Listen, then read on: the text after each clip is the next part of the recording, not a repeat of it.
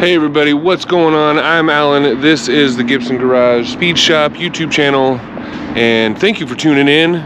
Today is a beautiful Monday. I bought some replacement undercarriage plastics for the Magnum and for the Chrysler here from carparts.com. Absolute junk, but I need something on there. I gotta have something going on there for now, since the dealerships are still on strike. I can't order anything from the dealer. In the meantime, I gotta bring up the event.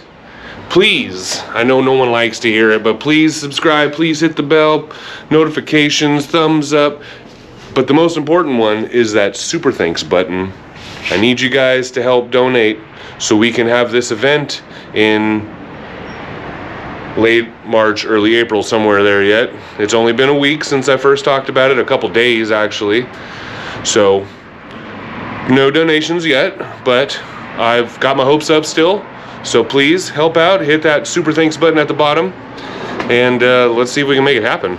Like I said, we're at 1,000. We've got 9 more to go. Now, I know I said I wasn't supposed to be working on anything else other than the project bikes and my truck, but we've got some things we've got to button up, really, you know, before that happens. So I'm going to get these out of the way. We're going to pull the Chrysler in first, get these buttoned on. We're going to have to switch over all the old hardware from the old pieces here. These little clips. And I've also got to put the grill back on the Magnum, because like I said, man, these cars are just attracted to concrete curbs, and it ripped her bumper off. Darn curbs. Well, after letting them sit out in the sun for a little while and comparing the, you know, ones from carparts.com to the original ones, I'm just not going to install them. I can't do it. Check this out. So, this guy's floppy. So floppy. It's like half the thickness. They've broken all these holes. I don't know what they're doing here. But they don't look too broken. Really, it's like just crappy sanding, crappy cleaning. But they're not exactly the same shape. The bolt holes don't quite line up. And yeah, that's not really cool. I'm just worried that once I get it in there, it's just, I don't know, going to be floppy or rip out or something. But we're going to take the 2 decent ones we have here, and we'll put that under the Magnum. This one and this one. These 2 were under the Magnum. They're too far gone. This one might be able to be used. There's still bolt holes in all 4 areas, but we'll get rid of those. We'll use these on the Magnum. The Chrysler will just have to wait until the strike is over. And then once we get the splash guards on the Magnum, we'll switch spots real quick. We're gonna paint the grill because it's pretty damaged. Well, I use the best stuff on the market, right? But it's still like stained with stuff from the years. So I think I'm just gonna have to sand it down and spray it. Well, it's Wednesday. Monday was not very productive. I did get some cleaning done, you know, made a super clean commercial basically.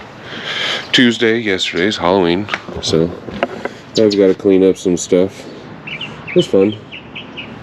Then we can actually, and you know, Monday also felt kind of wasted because I spent all day with those parts out in the sun, and just to realize that they just weren't going to cut it.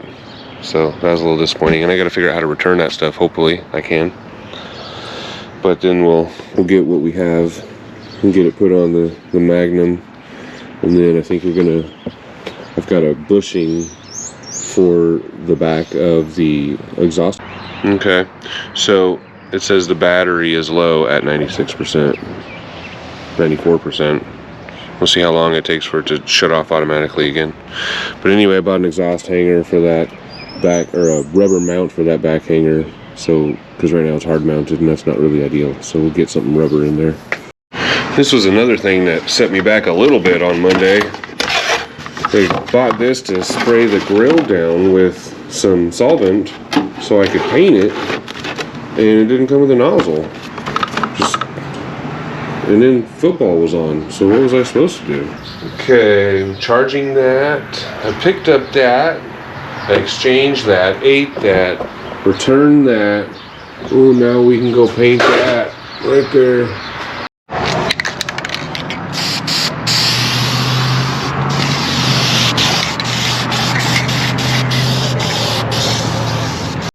This is just plastic adhesion promoter.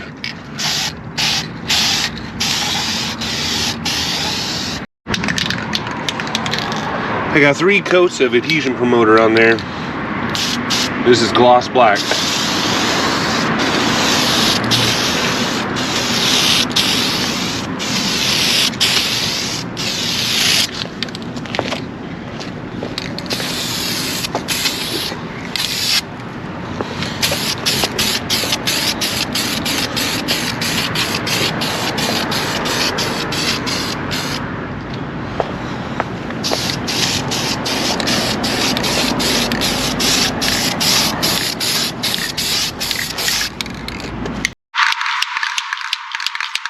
Now for the clear coat.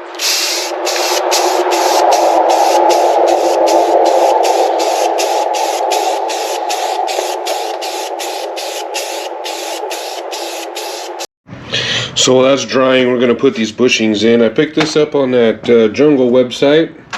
I'm going to drill out the riv nut that's in there right now that currently has a 6mm screw in there, which is a little small, and this will take a 3/8 with a shoulder.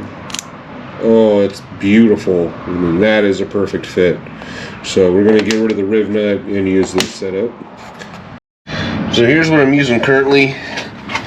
I just thought I was being cool by using my, a chance to use my nut-cert gun.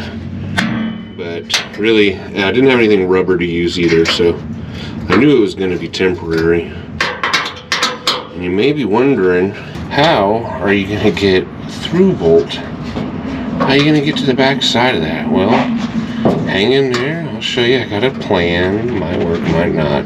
This exhaust might fall on me. It might not. Well, that's out, but it's not moving much because I still got this rubber one right here holding me up. I forgot I even installed that. It's not like me. Are you making a video? Yeah, I'm making a video. Alright, we'll drill this rivet out now. Riv nut. Oh, it would do that. That means it's not even... Oh, I hate my life already. How was...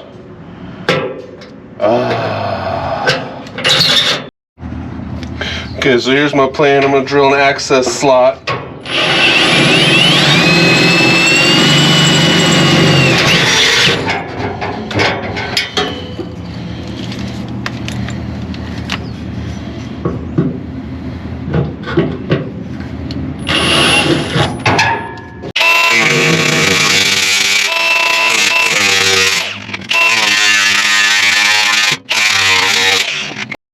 Okay, let's try this again. Get my face out of the way.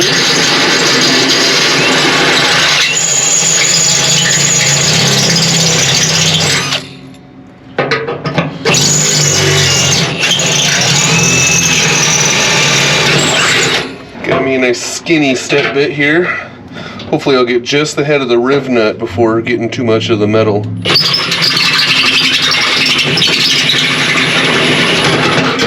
Booyah!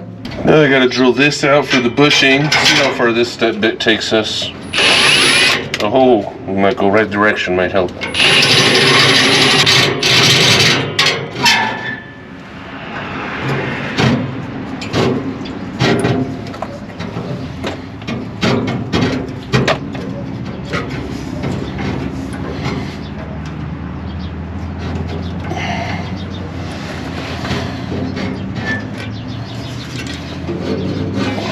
Okay.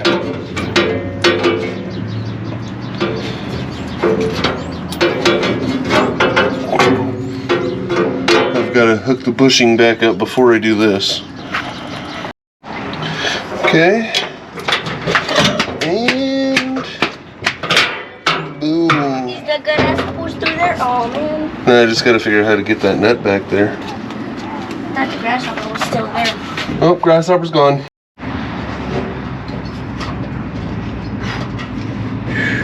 Oh my god, I did it first try. Sheesh! I'm gonna snip back. What you doing there? Just gonna put this magnet back. Oh, okay. Thank you.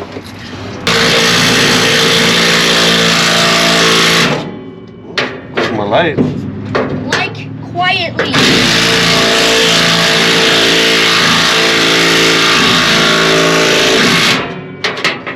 Like and subscribe quietly. And you might want to cover your ears. Or take it.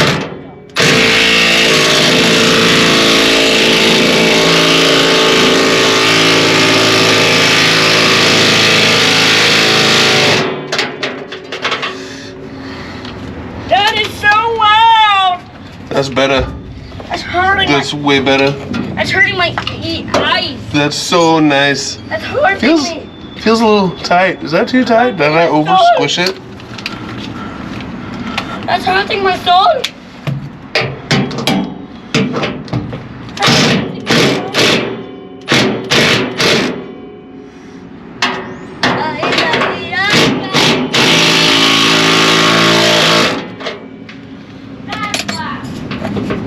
That's a little better. That is super loud. Good. Here I'm going.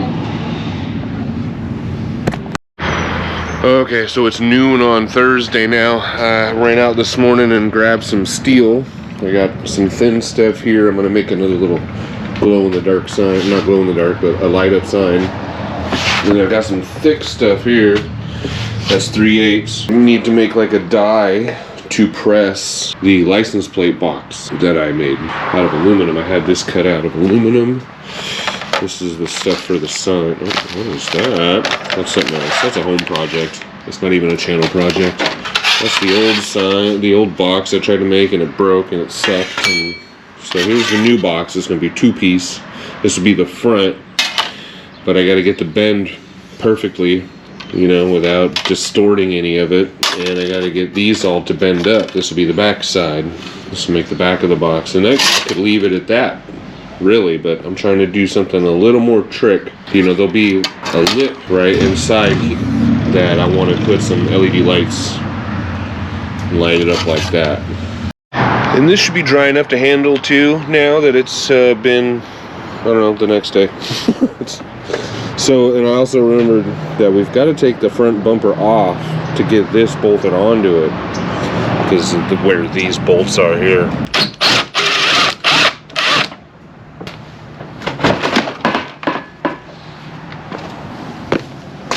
There's one way to take it off.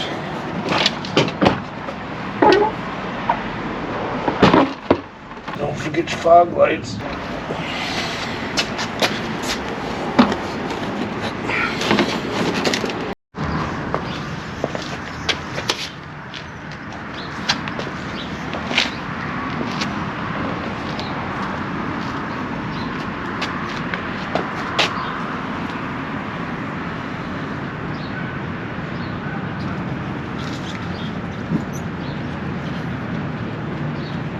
So I just realized that there's no nuts left on the bottom of these. I thought maybe they just came a little loose, but it looks like all the nuts completely disappeared. The only thing that was holding it in was the fact that the hole is so tight. I actually thought it was threaded. Alright, so would it make sense to you to put the lock washer on this side? Like, and you can't even remove it. It's stuck. Whatever. We're gonna do this. Then we're gonna put it through. Then we're gonna put another washer on it with a lock washer. And then the nut, because I don't have lock nuts that small, so that's what we get. And thread locker. So these aren't coming off.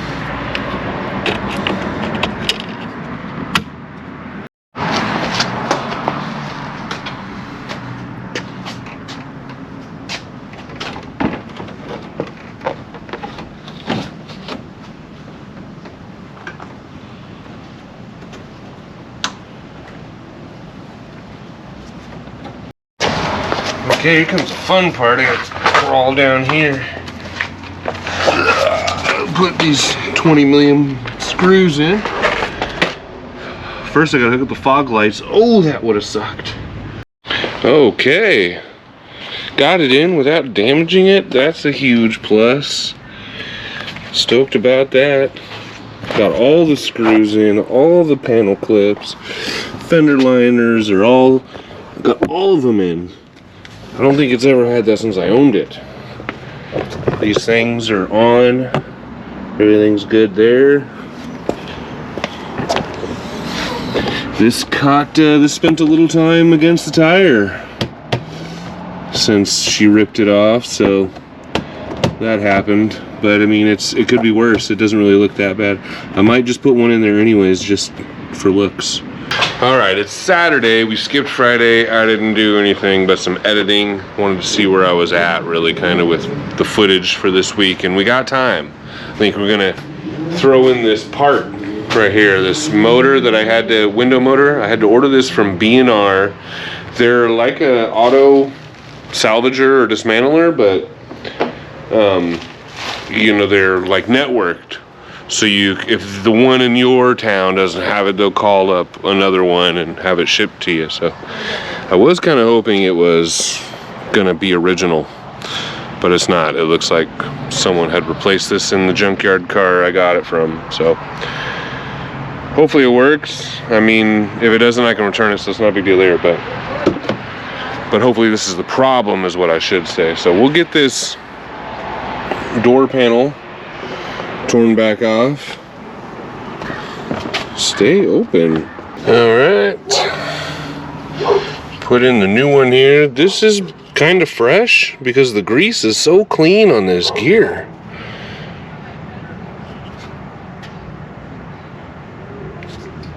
This does have a Chrysler symbol on it.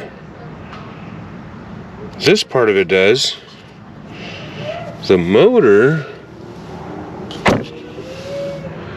Oh, it says Intivia 2. 128-000-871. 128-000-871-B. And it's a 5-pin. Same orientation. Okay, that's good. So this might actually be factory. I think I'm certain it is now. It has a factory part number on it. I don't know what the -B means. I'm gonna slide the gear, black gear, into the white gear.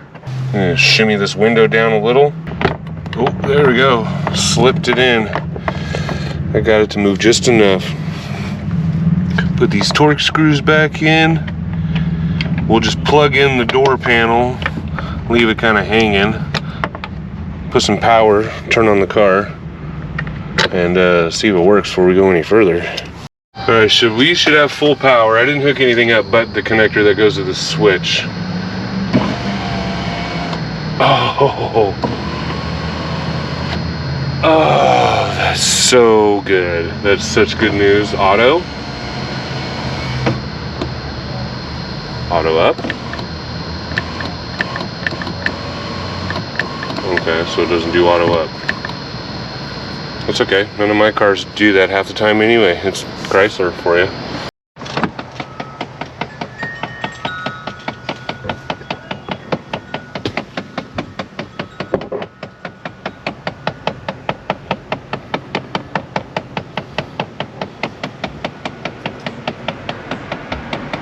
Got mice in there. I thought I had mice playing the drums or something. Sounds like a blend door motor. Well, no, it's definitely mice playing drums.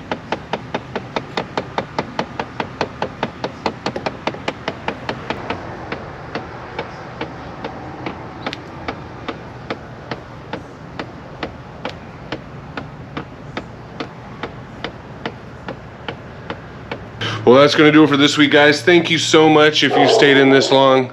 Not a super long video, but I appreciate it nonetheless. So until next week, peace. And don't forget about the 10K event raffle giveaway. Please donate down below. Hit that super thanks button so we can make that happen, guys. Appreciate it so much.